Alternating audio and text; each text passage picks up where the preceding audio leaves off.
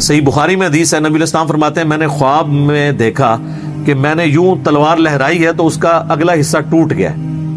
تو میں نے اس کی تعبیر کی ہے کہ احد میں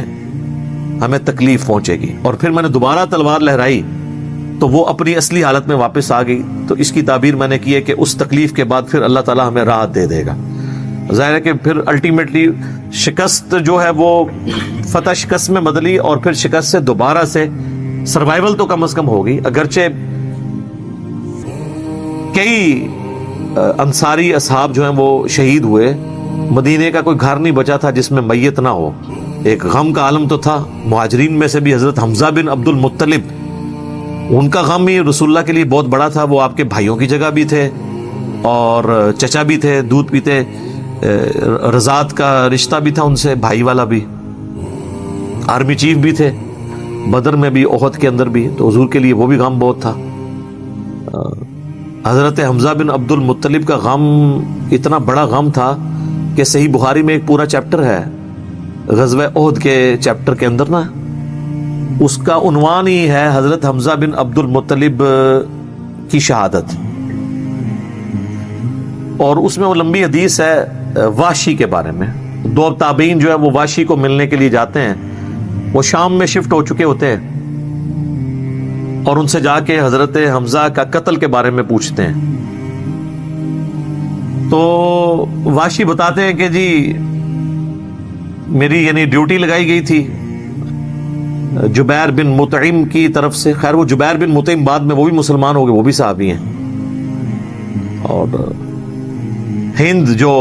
بیوی تھی ابو سفیان کی، اس نے اپنے باپ کا بھائیوں کا بدلہ لینا تھا، تو وہ کہتے ہیں میں ایک پتھر کے پیچھے چھپ گیا اور میں انتظار میں رہا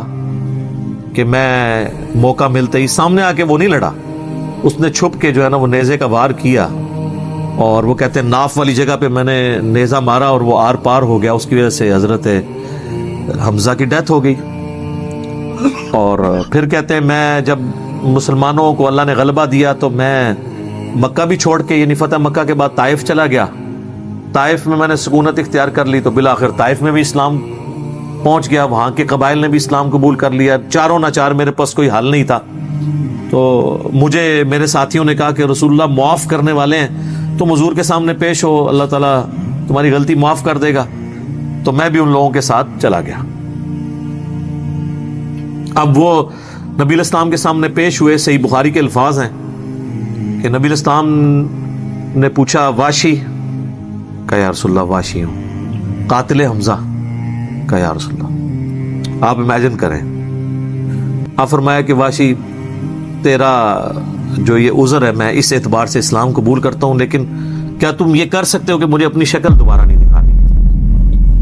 اچھا یہ حضور کا ہی حوصلہ تھا، ادروائز تو اس کا گھاٹا اترنا چاہیے تھا، ٹھیک ہے، کیونکہ اب جب کہ غلبہ اسلام کا ہو گیا اس کے بعد اسلام قبول کرنا، لیکن حضور کی شفقت تھی۔ لوگ اگلے جملے کو تو دیکھتے ہیں کہ حضور نے کہا مجھے شکل نہیں دکھانی، اور وہ یعنی سمجھتے ہیں کہ شاید حضور نے سختی کی ہے یا ایک فنیٹک اپروچ ہے، ایسا نہیں ہے۔ آپ دیکھیں کسی کی جان بخشی ہو گئی ہے، یہ چھوٹی بات ہے۔ تو اس میں اکثر جملہ بولا کرتا ہوں کہ چچا سے زیادہ انسان کو اپنی اولاد سے محبت ہوتی ہے۔ قاتلین حسین جو ہیں، قاتلین حسن ہیں، ان کے ساتھ قیامت کے دن رسول اللہ کا کیا ایٹیچیوڈ ہوگا ایز کمپیئر ٹو قاتلین حمزہ ابن عبد المطلب۔ کوئی شخص دنیا میں کہہ سکتا ہے کہ جی مجھے اپنے چچا سے اپنی اولاد سے بھی بڑھ کے محبت ہے، تو اس کا تو ذہنی توازن بگڑا ہو تو لادہ بات ہے، یا جھوٹ بول رہا ہوگا۔ تو یہ کربلا جو ہے یہ کوئی چھوٹی چیز نہیں میرے بھائیوں، اور اس سے یہ بھی پتہ چلا کہ غم کبھی بھی ہلکا نہیں ہوتا۔ فتح مکہ کے بھی بعد کی یہ بات ہے، یعنی حضرت حمزہ کی شہادت کو کم از کم 5 سال تو گزر چکے تھے۔ 3 ہجری میں غزوہ احد ہوئی ہے اور 8 ہجری میں فتح مکہ، اس کے بھی بعد کا واقعہ ہے یہ، 8 کا بھی ہو سکتا ہے 9 کا بھی، چلو کم از کم بھی 5 سال۔ کسی نے حضور کو مشورہ نہیں دیا کہ سوگ تو 3 دن تک ہوتا ہے، لیکن یہ سوگ حمزہ نہیں تھا، یہ غم حمزہ تھا۔ ہم اختلاف کرتے ہیں سوگ حسین سے، غم حسین تو قیامت تک جاری رہے گا، جس میں یہ پیٹنے والا ماتم والا معاملہ نہ ہو، بلکہ حسین علیہ السلام کی اس دعوت کو یاد کیا جائے۔ خیر حضرت وحشی کہتے ہیں، ظاہر ہے ہم تو ان کا احترام سے نام لیں گے، صحابی تو ہیں، وہ کہتے ہیں کہ مجھے پوری زندگی اس بات کا غم تھا اور میں اللہ سے دعا کرتا تھا کہ اللہ مجھ سے نہ کوئی بڑا کام کروانا ہے۔ تو بخاری کے الفاظ ہیں، وہ کہتے ہیں جب مسیلمہ کذاب نے دعوی نبوت کیا تو میں نے اللہ سے دعا مانگی کہ اللہ میں نے اسلام کے سب سے بہترین شخص کو قتل کیا تھا، یعنی حمزہ کو، اس میں کوئی شک نہیں ہے، میرا تو اجتہاد ہے، اگر حضور کی وفات کے وقت حضرت حمزہ زندہ ہوتے نا تو پہلا خلیفہ حضرت حمزہ نے بننا تھا، کیونکہ خلفائے راشدین جب موجود تھے، جب تک خلیفہ راشد نہیں وہ بنے تھے ابو بکر، عمر، عثمان و علی، ان کی موجودگی میں بھی حضور نے اپنا آرمی چیف حضرت حمزہ کو بنایا ہوا تھا۔ بدر میں حضرت ابو بکر، عمر، عثمان و علی میں سے تو کوئی نہیں تھا حضور کی طرف سے آرمی چیف، یا حضور ظاہر ہے حضور علیہ السلام کو تو میدان جنگ میں وہ نہیں آنے دیتے تھے، خیمہ پیچھے لگاتے تھے۔ احد میں تو چونکہ کافر آپ کے خیمے تک پہنچ گئے نا، اس لیے پھر آپ کو فرنٹ سے لیڈ کرنا پڑا، ادروائز بدر و احد میں آپ خود آگے جا کے نہیں لڑے۔ اور حنین کے موقع پر بھی 12,000 کا لشکر تھا اور صرف 80 بندے رہ گئے تھے، صحیح بخاری میں آتا ہے 12,000 میں سے، اور حضور اکیلے آگے جا رہے ہیں۔ اور پھر آپ کی دلیری کی وجہ سے آپ نے، بخاری کے الفاظ ہیں، آپ نے زمین سے یوں مٹھی بھری مٹی کی اور یوں کافروں کی طرف بھیجی، اور قرآن میں اس کا ذکر ہے وَمَا رَمَيْتَ إِذْ رَمَيْتَ وَلَكِنَّ اللَّهَ رَمَى، اے نبی جب تم نے وہ کنکریاں پھینکی تھی وہ تم نے تو نہیں پھینکی تھی، وہ تو اللہ نے پھینکی تھی، بس وہ مبارک ہاتھوں کی برکت تھی۔ جب آپ نے یوں مٹی پھینکی تو سامنے جو قبیلہ حوازن کے لوگ جن کے تیروں کا مقابلہ کوئی نہیں کر سکتا تھا، ہر ایک کی آنکھ تک وہ کنکر پہنچا، اور وہ اندھے ہو گئے، اور حضور فرنٹ سے لیڈ کرتے ہوئے انا النبی لا کذب، میں نبی ہوں اس میں کوئی شک نہیں، میں عبد المطلب کا بیٹا ہوں اس میں کوئی شک نہیں، یہ آپ علیہ السلام یہ اشعار پڑھتے ہوئے آگے گئے۔ تو نبی صلی اللہ علیہ وآلہ وسلم کے لیے حمزہ ابن عبد المطلب کی بڑی اہمیت تھی۔ تو اب واشی کہتا ہے جب مسیلمہ کذاب نے دعوی نبوت کیا تو میں نے اللہ سے دعا مانگی۔ دیکھیں اللہ تعالیٰ سب کی دعائیں سننے والا ہے، اور میں نے کہا یا اللہ مجھے موقع دے، میں اسلام کے بہترین شخص کو میں نے قتل کیا ہے تو میں اسلام کے بدترین دشمن کو بھی میں ہی قتل کروں۔ دیکھیں اسلام کا بدترین دشمن وہی ہو سکتا ہے نا جس نے دعوی نبوت کیا ہو